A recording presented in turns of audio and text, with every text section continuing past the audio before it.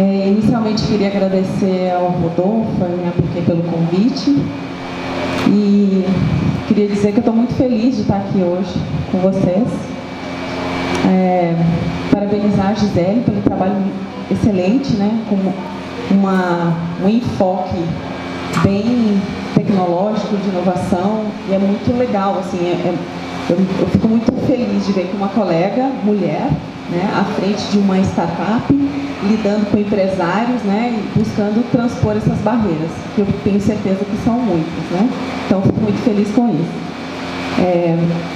Eu vou tratar o tema com uma abordagem um pouquinho diferente. Eu pensei que seria uma boa oportunidade de a gente refletir e discutir algumas coisas. Então, eu vou tentar provocar algumas discussões dentro dessa temática de mulheres na ciência. Eu não inovo no mesmo sentido que a Gisele, né? Então, o meu trabalho é um pouco mais restrito quanto a isso, mas eu vou falar muito pouco do meu trabalho. Bom, tá cortando ali, mas a primeira coisa que eu acho que a gente deveria discutir dentro desse tema, que é sair do intuitivo, né? A gente costuma ter a impressão, em algumas áreas, de que as mulheres são menos representadas ou que a gente tem menos mulheres em algumas áreas. E a melhor maneira de lidar com qualquer assunto, nós que somos cientistas, é tirar conclusões baseadas em fatos. E eu fui buscar esses dados que eu desconhecia. Então, com a ajuda de alguns colegas, especialmente o professor Bruno, que me ajuda demais nessas informações, nós temos o Instituto Nacional de Estudos e Pesquisas Educacionais, Anísio Teixeira, que é o INEP, um órgão do MEC, e o dado que eu encontrei de 2007, do Cadastro Nacional de Docentes da Educação Superior, trazia, né, em 2007, que 54% dos docentes eram homens do sexo masculino e 45% do sexo feminino. Nessa distribuição, a gente vê que, em 2007, nós tínhamos uma maioria de homens com doutorado, mestrado praticamente equivalente, especialização mais homens, graduação também. Então, isso é um dado real, né, retirado do MEC, onde mostra uma certa disparidade, embora não seja tão gritante, porque, de maneira surpreendente, no Brasil, o Brasil é um dos países que mais tem a presença feminina na ciência, né, dentro do cenário mundial. Bom, mas esse dado estava ultrapassado em 2007, eu queria um dado mais atual.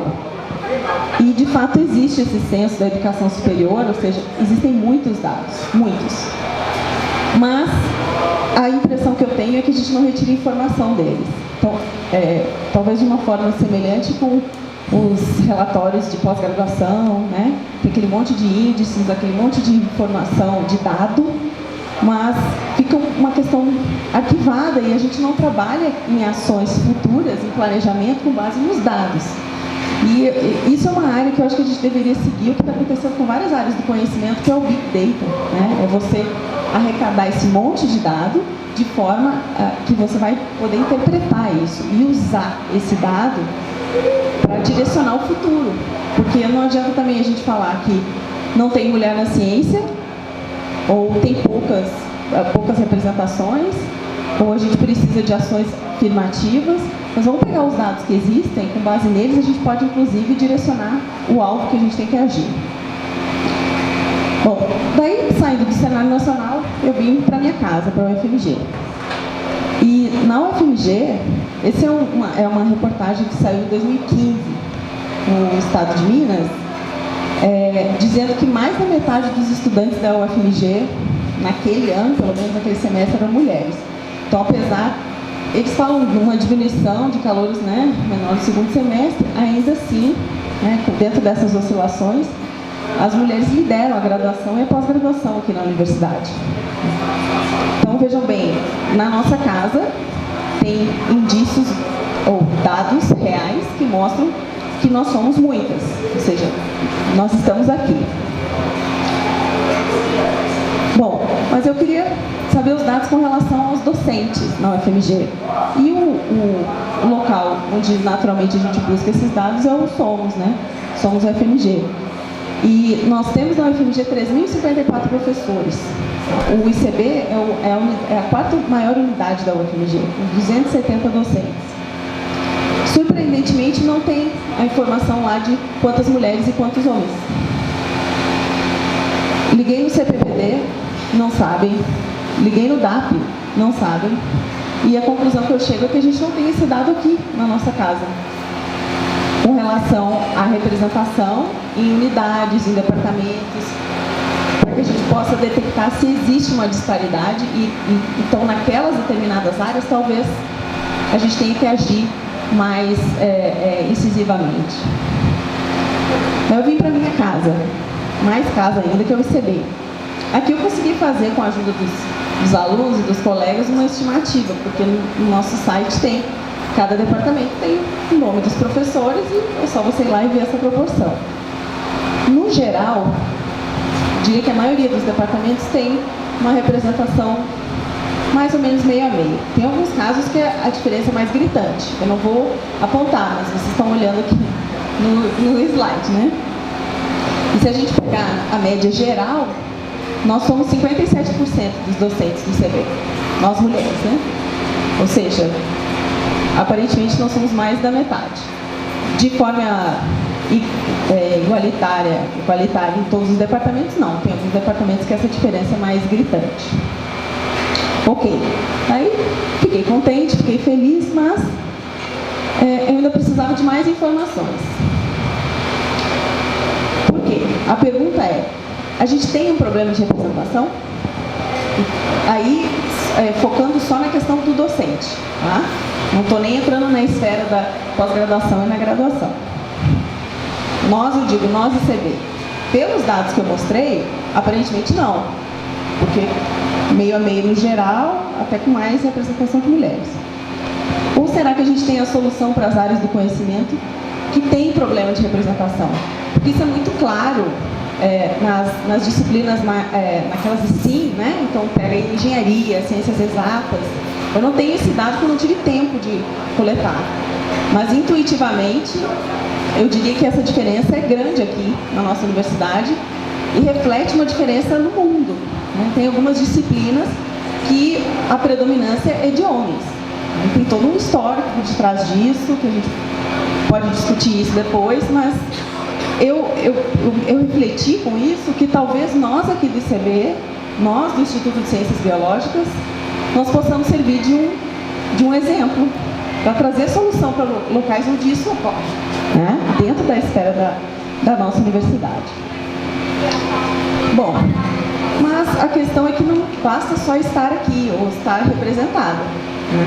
E para fazer uma discussão com relação a essa questão da presença, eu achei esse artigo, que inclusive os autores são daqui, de Minas Gerais, do Centro Federal de Educação Tecnológica, que é o CEPET, né? Publicado recentemente, em 2016, e eles trazem esse dado aqui do CNPq, onde, comparativamente, em 1995, a gente tinha quase que o dobro de presença masculina como pesquisadores, e em 2010 a gente já vê que mais ou menos houve uma equiparação, mais ou menos não, né? 50-50. São dados do CNPq mesmo. E me chamou a atenção um trecho desse artigo, onde eles citam uma fala da professora Helena Nader. Para quem não conhece, a professora Helena Nader foi diretora, presidente, na verdade, da Sociedade Brasileira para o Progresso da Ciência, que é a SBPC, que seria um órgão máximo, eu consideraria, de ciência no país, que engloba todas as áreas do conhecimento.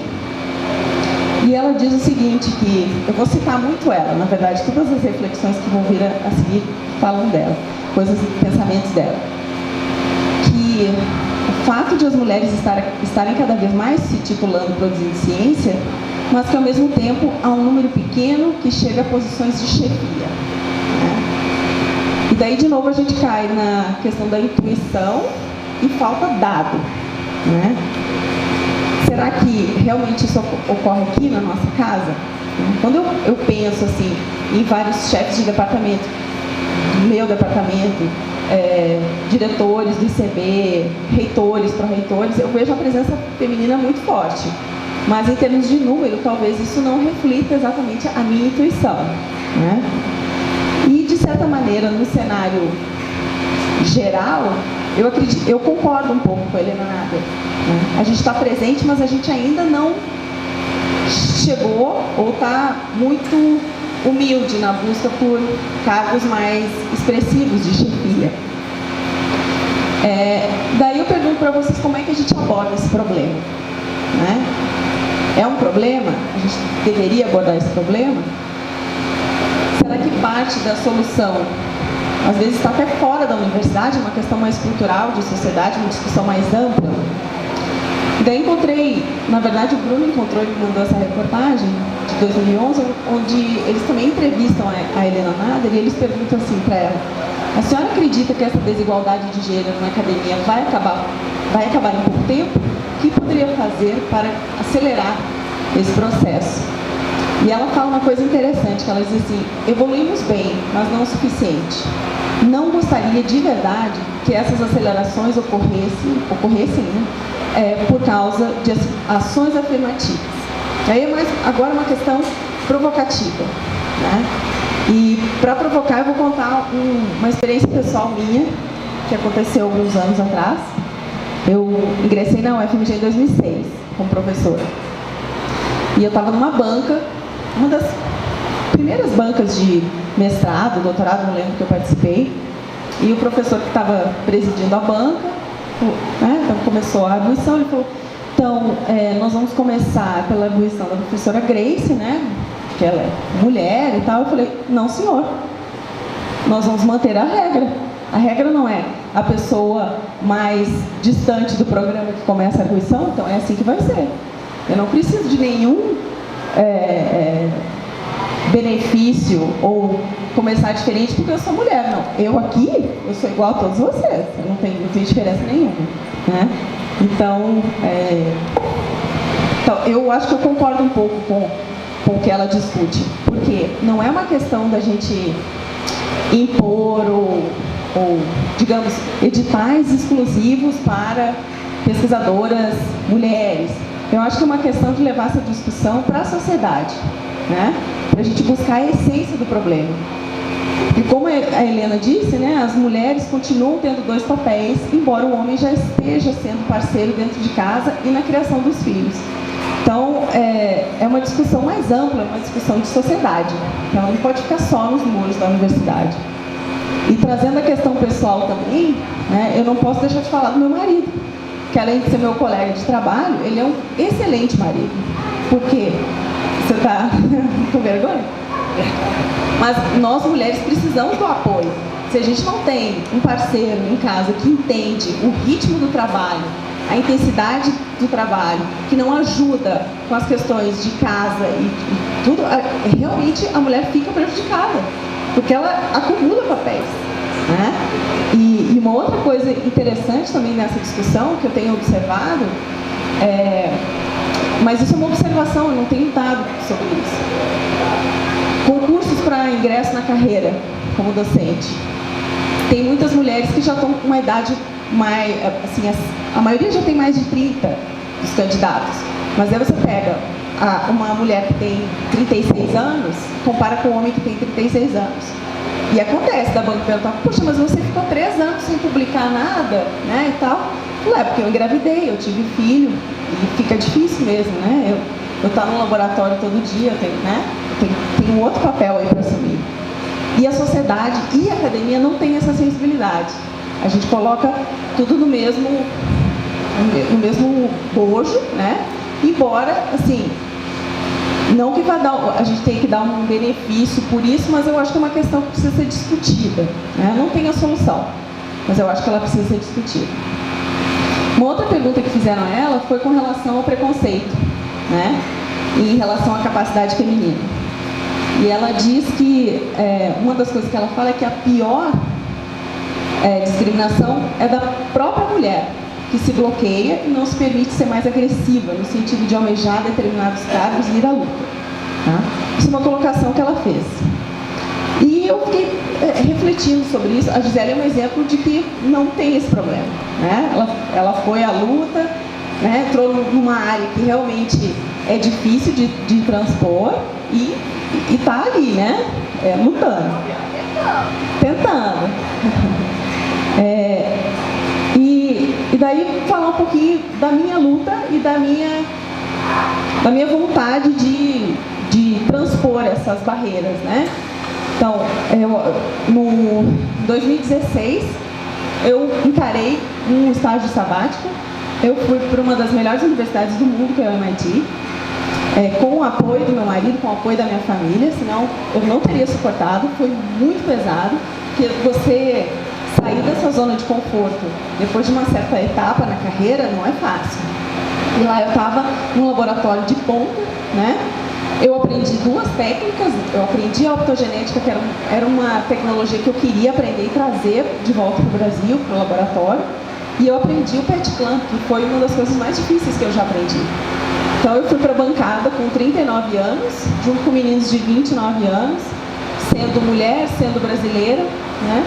E tentei transpor essa barreira, esse desafio.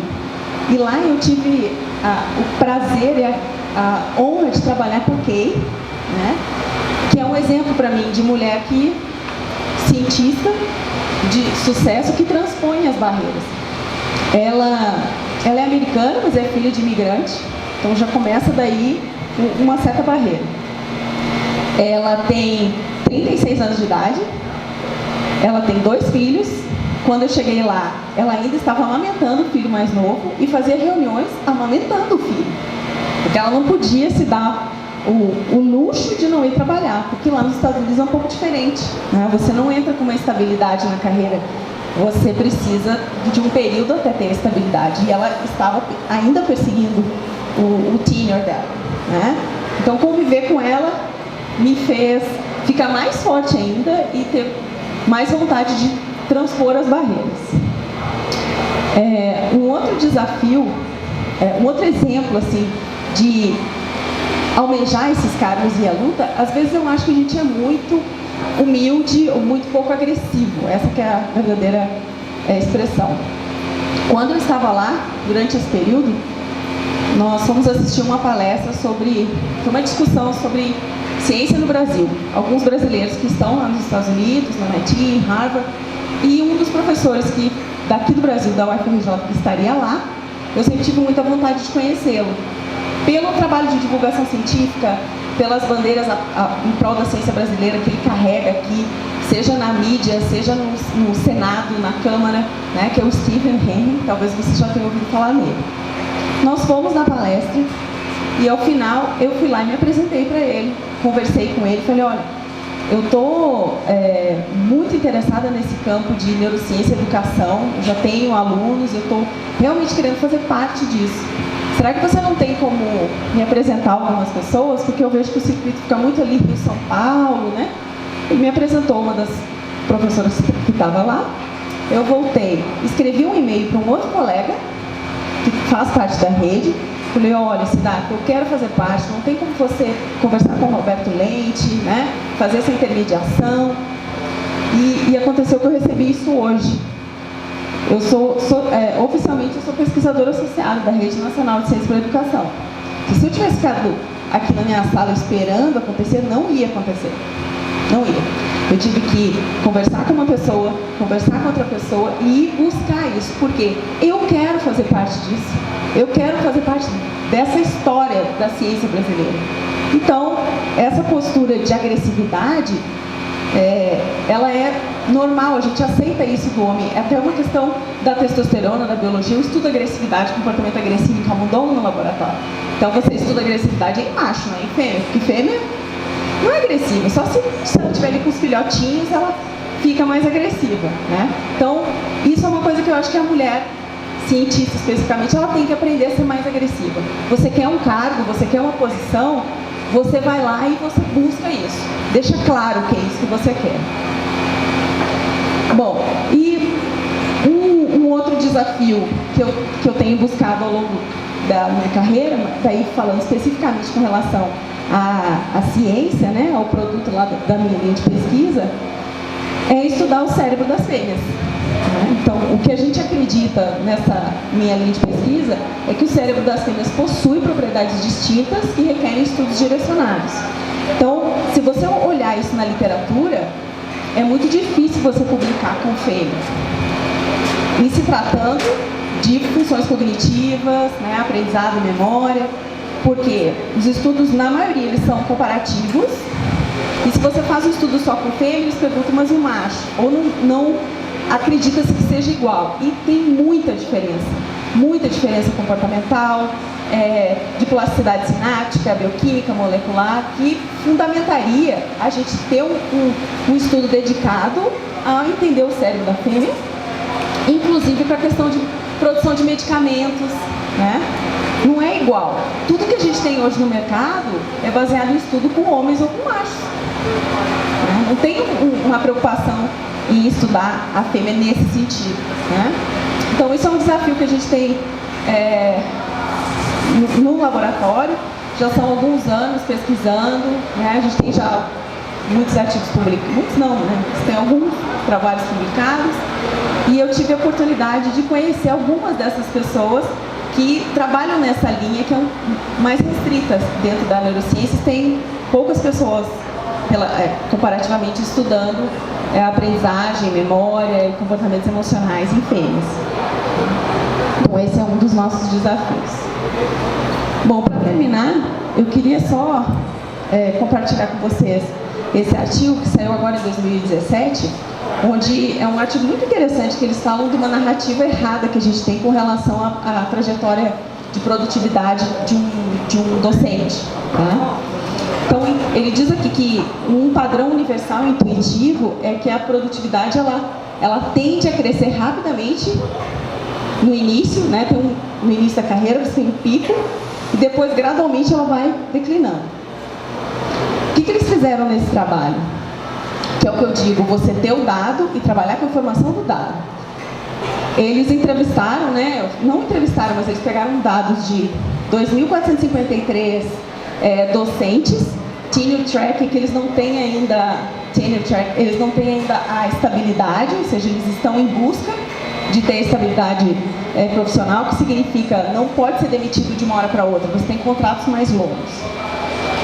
Numa área de ciência da computação, nos Estados Unidos e no Canadá. E o que eles mostraram com esses resultados? Que a narrativa convencional, ela descreve apenas 1/5 da posição dessas pessoas. Então, essa ideia de que o cara começa no laboratório, ele tem um pico de atividade assim, inicial e depois ele só declina, isso só corresponde a 1/5 dos casos que eles analisaram. E isso independe do prestígio do departamento ou do gênero, né? E, no caso, ainda restam 4/5 dessas pessoas que têm uma rica diversidade de padrões de produtividade. E uma das coisas que eu gostaria de salientar desse estudo, que me chamou a atenção, é que o prestígio do departamento, ele prediz a produtividade individual geral e o tempo de transição de publicações de primeiro autor para último autor. Isso é um marco quando você começa o seu laboratório, né? O primeiro artigo que você publica como último autor de fato mostra ali, eu tenho a minha linha, eu estou independente, eu comecei algo. Esse tempo de transição, ele foi influenciado pelo prestígio do departamento. Ou seja, a qualidade, o desempenho dos colegas, o ambiente. Então, vejam bem, esses achados aqui abrem uma porta, né, para novos esforços, para entender como que o ambiente, os fatores individuais, eles afetam a produtividade. Então, quando eu trazer essa discussão aqui, falar dos desafios que eu passei e de algumas conquistas que eu tive, eu não posso deixar de atribuir isso não ao fato de só meu, mas da equipe, né? Então, eu fui privilegiada, porque eu entrei na UFMG, entrei no ICB, eu fui acolhida por um laboratório, eu fui tratada como igual, né? E pude construir e estar construindo uma carreira que eu considero uma carreira bonita. Se ela é produtiva ou melhor do que um, que o outro não me interessa. Eu deito toda noite no travesseiro e eu fico feliz do trabalho que eu faço. Então, eu queria só agradecer aqui. Eu sou muito emotiva, né? Vocês podem ver. Mas é uma história longa. Nós somos 6 professores no momento, né? A professora Juliana, que está escondidinha aqui, o professor André, o professor Márcio, o professor Bruno, mais recentemente o professor Cleiton se juntou à equipe. E agradecer aos meus colegas e aos estudantes todos que fazem com que a gente busque sempre melhorar e transpor essas barreiras, né? Que todo mundo tem e a gente, por ser mulher, talvez tenha um pouco mais. Obrigada.